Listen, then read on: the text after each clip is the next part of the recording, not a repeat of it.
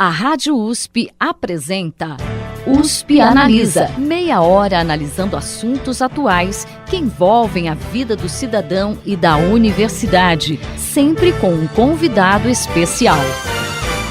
USP Analisa.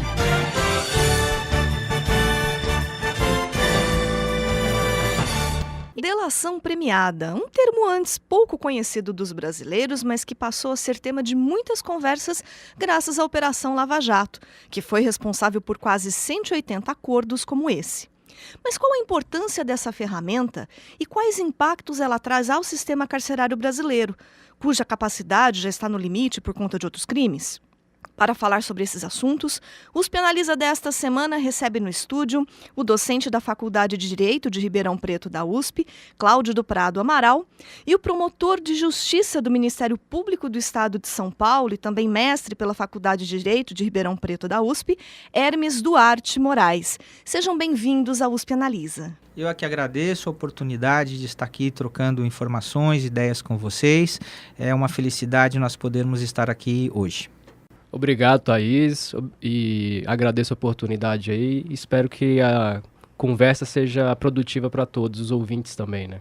Bacana, professor.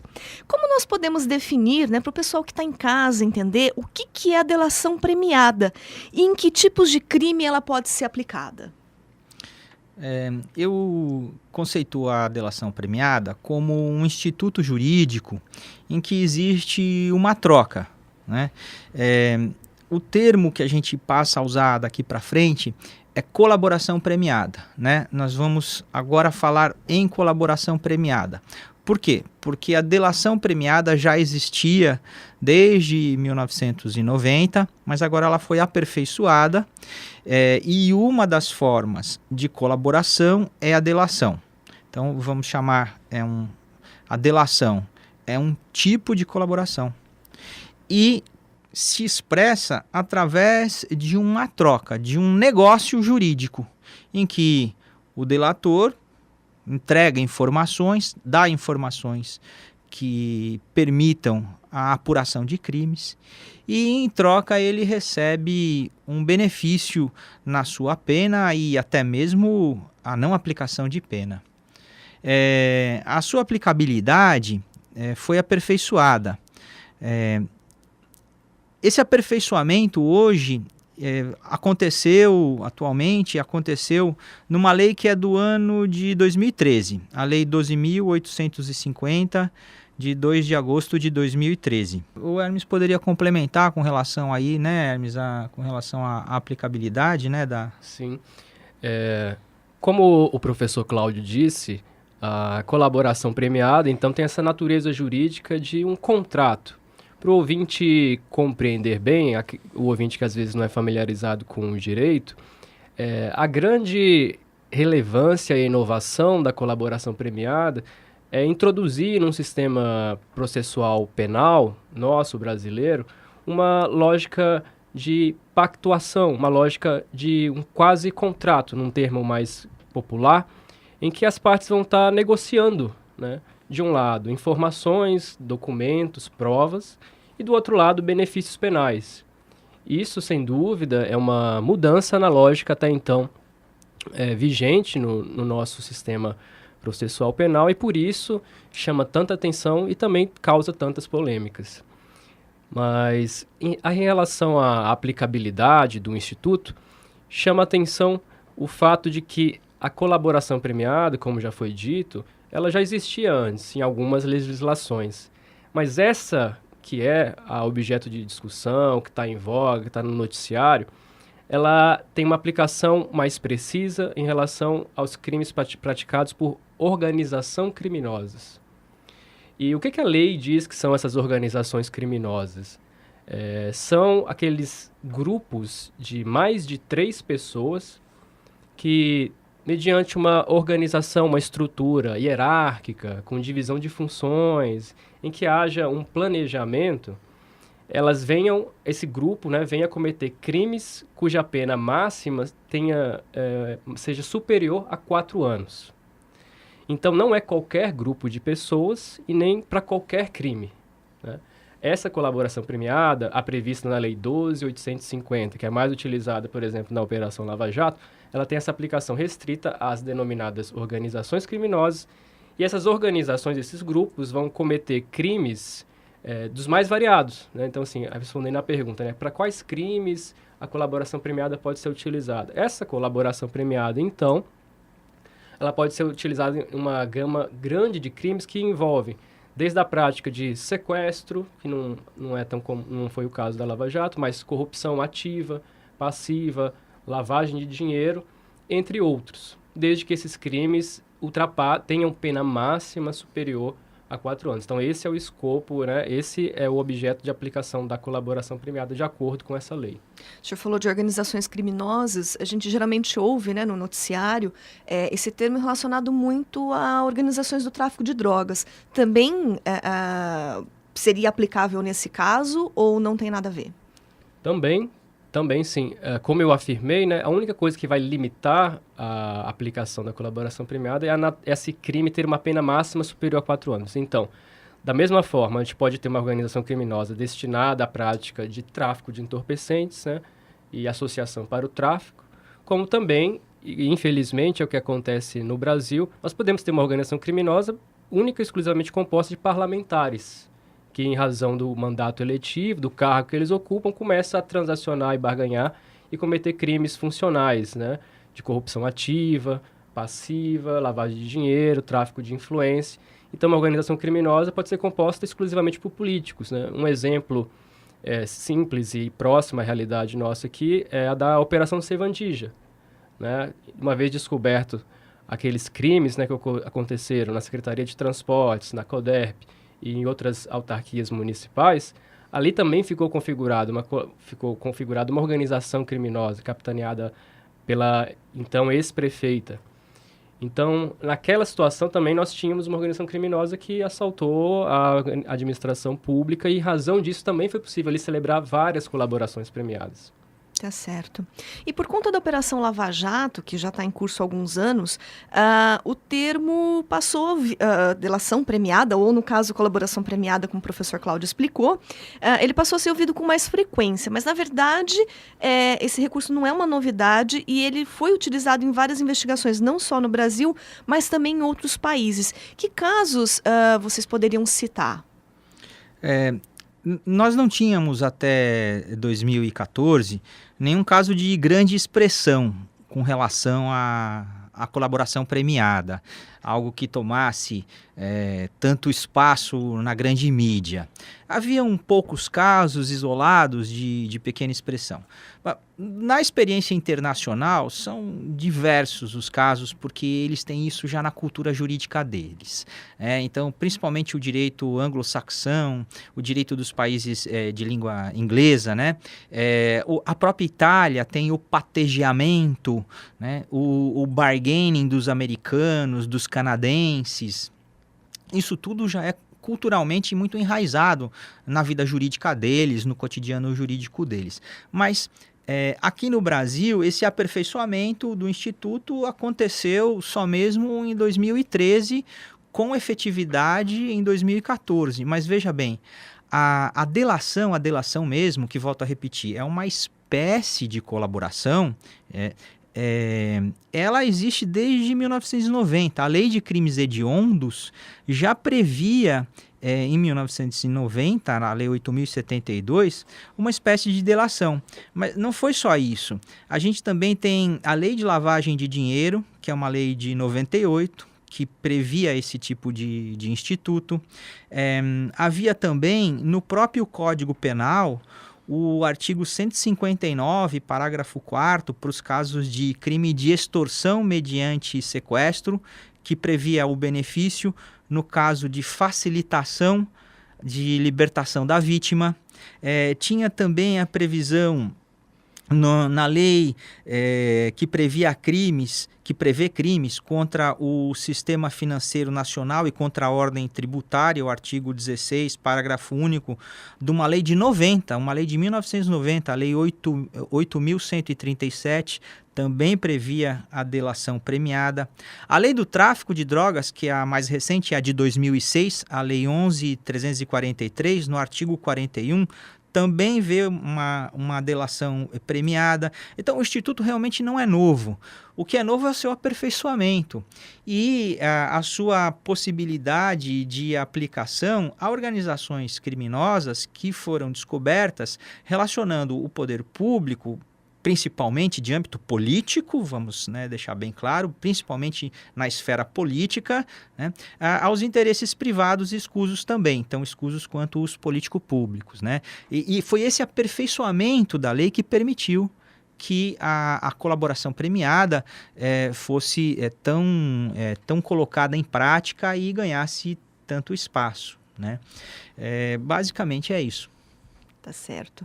E somente a Operação Lava Jato foi responsável por quase 180 acordos de delação premiada, como a gente já comentou no início do programa.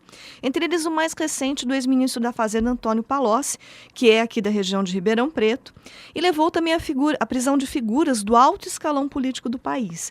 Que análise vocês fazem do uso da delação na Lava Jato e da importância desse instrumento nesse caso específico? A avaliação que pode ser feita, eu acho que uma é indiscutível, né? As outras a gente pode controverter, pode discutir, mas uma é indiscutível. A Lava Jato, na conformação que ela ganhou, na dimensão que ela ganhou, não aconteceria sem a colaboração premiada. Acho que esse fato é inquestionável. Desde o início da operação, né, com as primeiras colaborações, aí não sei se o ouvinte já ainda lembra do Alberto Youssef, do Paulo Roberto Costa, lá no início. Só a partir daquelas colaborações iniciais foi possível se descobrir, se revelar todo o esquema que perdura os desdobramentos até hoje, não é? Se não existissem, na época, esses benefícios, essas perspectivas de obtenção de benefícios, seria impossível quebrar esse silêncio que é típico, é característico das organizações criminosas. Elas funcionam e funcionam muito bem ao longo do tempo, porque eles têm essa lógica de silêncio, né, de cumplicidade, né, de ninguém delatar ou divulgar as informações, porque senão todo o esquema perde e os benefícios de todos vão ser perdidos. Então, a única forma de se quebrar esse silêncio é oferecer alguns benefícios. E oferecendo esses benefícios, se utilizados de forma inteligente, de forma lógica, por meio da colaboração premiada, se consegue se desbaratar e se investigar todo um esquema complexo, e sem esse instrumento não seria possível. Então, acho que esse primeiro ponto é inquestionável de que a operação não aconteceria. Mas eu entendo que algumas críticas, né, algumas ressalvas pontuais sempre podem ser feitas, não é, professor Cláudio? Sim.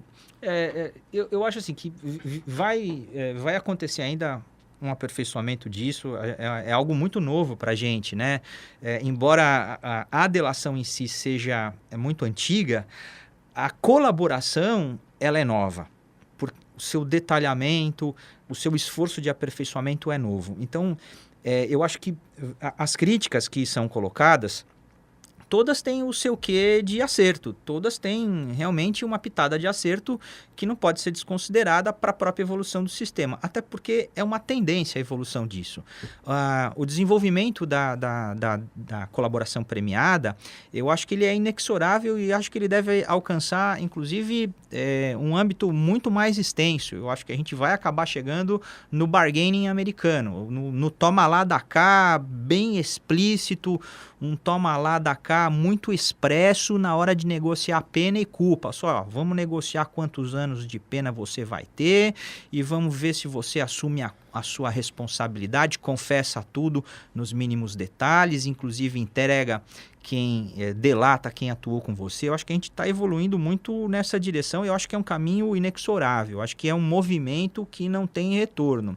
Até mesmo a gente já pode notar isso na própria lei 12.850, que é a atual lei de colaboração premiada para as organizações criminosas.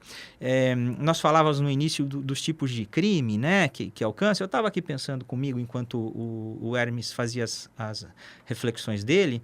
Se nós formos pensar, né, Hermes, até por uma organização criminosa de 4 pessoas que pretenda praticar furtos, a pena máxima do furto qualificado é 8 anos, se não me falha a memória.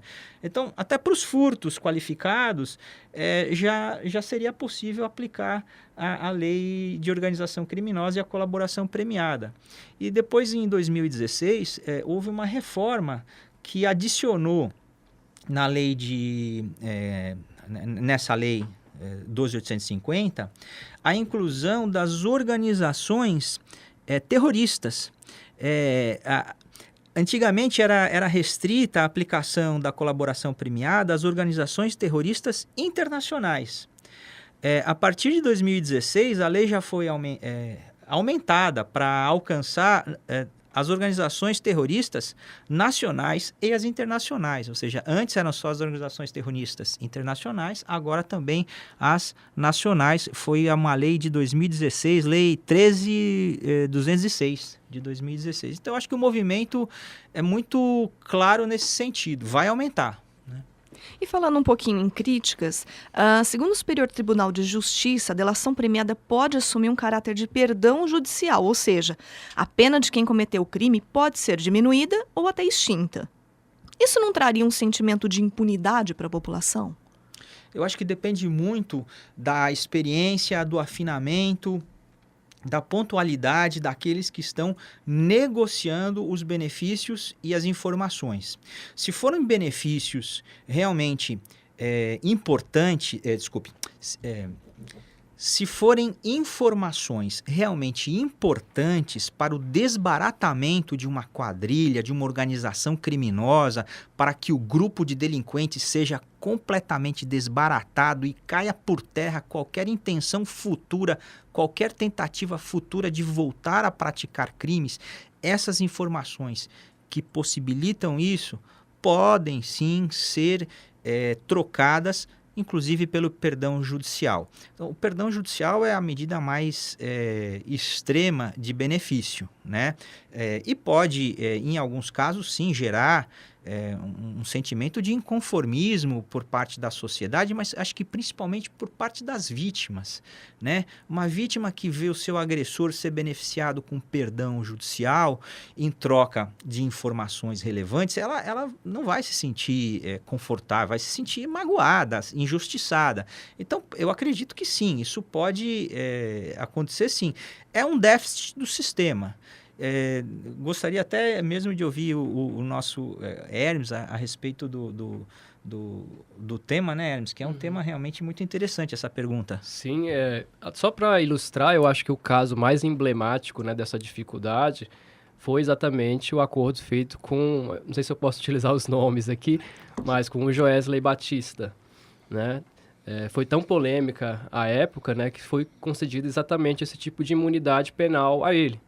Ele ofereceu provas, na época lá, robustas, né, envolvendo aí o presidente da República e um senador, né, da oposição. E o entendimento da Procuradoria-Geral da República foi de conceder a ele a imunidade, ou seja, ele não responderia por qualquer processo criminal. E aquilo causou uma perplexidade grande na população, né?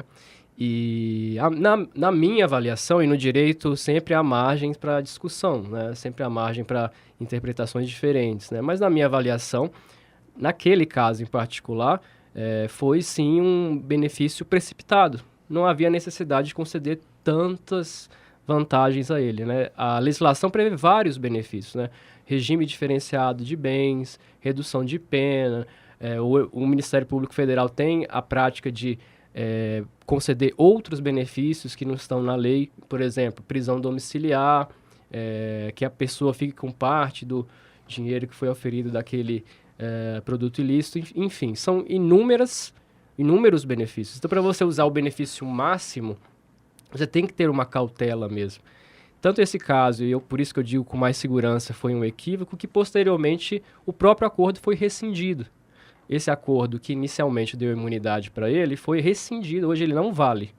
Tanto que ele já foi processado, inclusive, criminalmente, porque depois foi descoberto, né, assim, vários crimes que ele cometeu posteriormente a isso. Até lucrou, né, na bolsa com a celebração do acordo.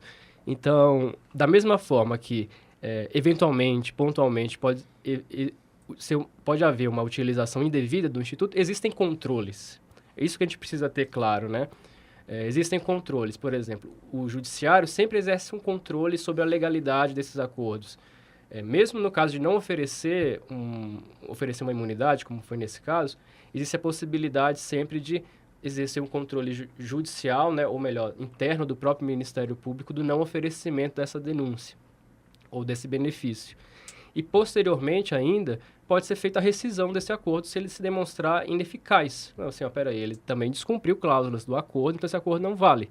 Que foi o caso. Então, ainda o risco vale a pena, né? Então, assim, a chance de ter esse benefício e aplicado pontualmente em alguns casos, compensa as desvantagens, né, que são controláveis por meio de atos posteriores, controle judicial.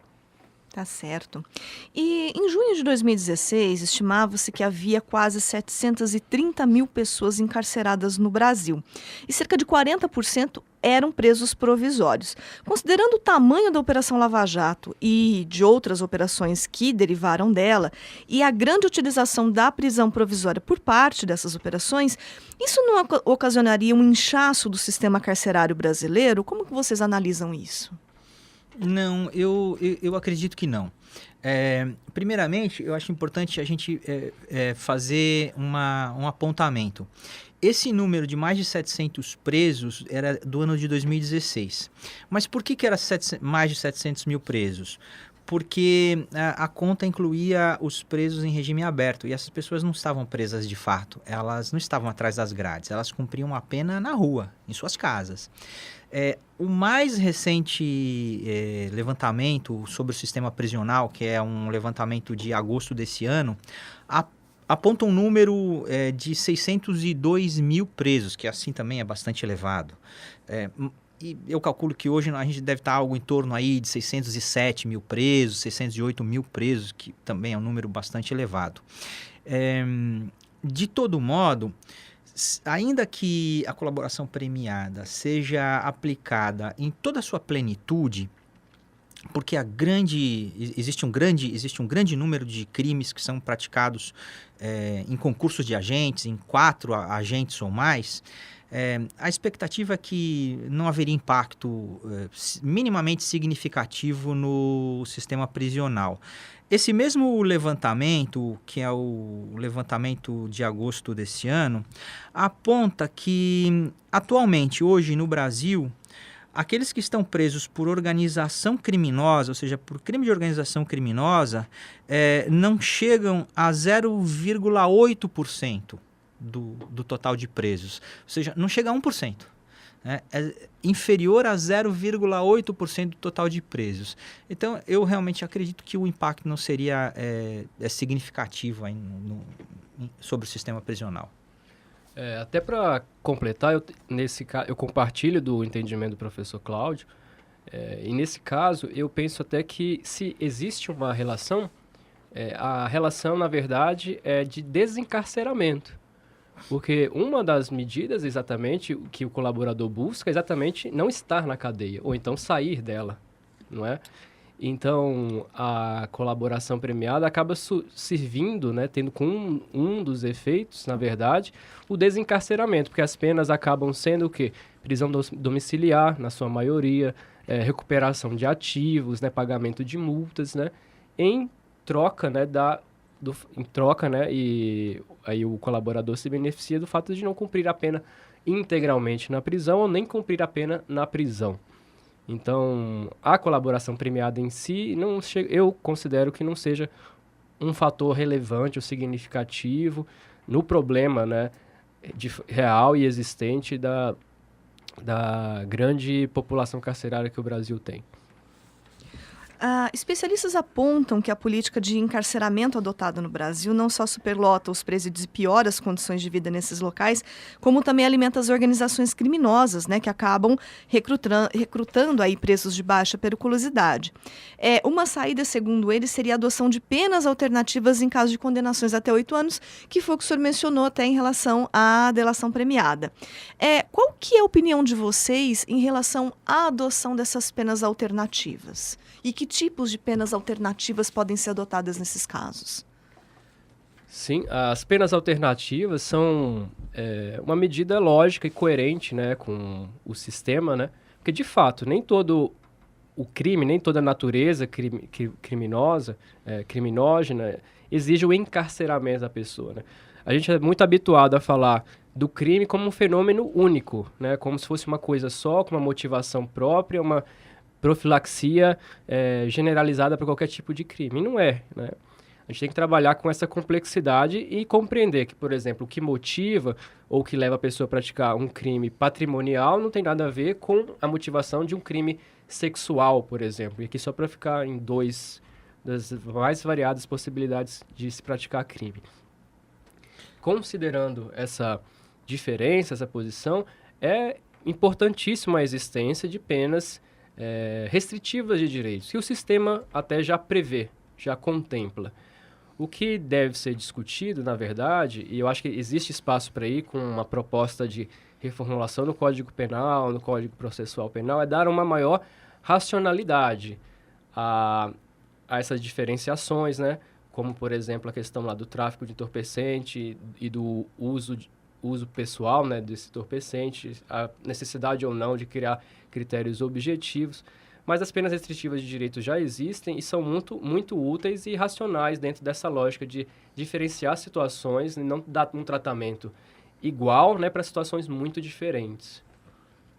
Eu concordo também com o Hermes, acho que o caminho das penas alternativas ele é muito promissor e vem se mostrando muito importante. E também concordo com o aspecto da complexidade do fenômeno criminal. Cada delito tem um agente diferente, uma vítima diferente, uma motivação diferente e circunstâncias, uma enormidade de outros fatos que orbitam o fato central que é o crime. E tudo isso deve ser trabalhado na prevenção do delito e no desencarceramento. Nem todo delito precisa de uma resposta de prisão. Não é para todo crime que você precisa ter prisão. Se nós formos observar as estatísticas hoje, nós vamos ver que roubo, tráfico de drogas, homicídio, furto, juntos hoje respondem por mais de 70% da população prisional brasileira, né? Ou seja, de cada 100 presos, 70 estão presos por roubo, tráfico, homicídio e furto.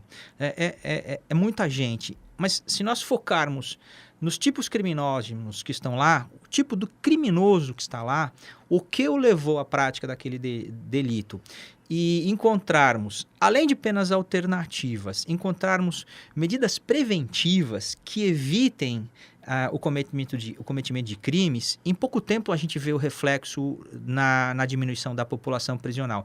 Então, a par das penas alternativas, eu coloco também políticas de prevenção à criminogênese, que é a gênese do crime, como nasce o crime, né? Políticas de prevenção para evitar a prática de crimes, né? Que eu acho que também é fundamental. Ou seja, educação, cultura, lazer e esporte, por exemplo, poderiam ser utilizados como prevenção ao crime. E existem experiências muito boas no Brasil e ao redor do mundo que inexplicavelmente não são colocadas em práticas aqui. Tá certo. Bom, infelizmente o nosso tempo chegou ao final. Ainda tinha muitas outras perguntas que a gente gostaria de ter abordado aqui, mas fica o espaço para vocês voltarem novamente para falar mais uma vez sobre esse tema. Então, eu gostaria de agradecer a presença aqui hoje do professor da Faculdade de Direito de Ribeirão Preto da USP, Cláudio do Prado Amaral, e do promotor de Justiça do Ministério Público do Estado de São Paulo, e também mestre pela Faculdade de Direito de Ribeirão Preto, da USP, Hermes Duarte Moraes. Muito obrigada pela participação de vocês hoje aqui no programa. Eu que agradeço, foi um prazer conversar com vocês. Obrigado, Thaís, foi um prazer. O programa de hoje fica por aqui, até a próxima semana. Você ouviu USP Analisa, um programa da Rádio USP Ribeirão em parceria com o IEA, Instituto de Estudos Avançados, Polo Ribeirão Preto. Produção do Serviço de Comunicação Social da USP e do IEA. Coordenação, Rosimeire Talamone. Apresentação, Thaís Cardoso.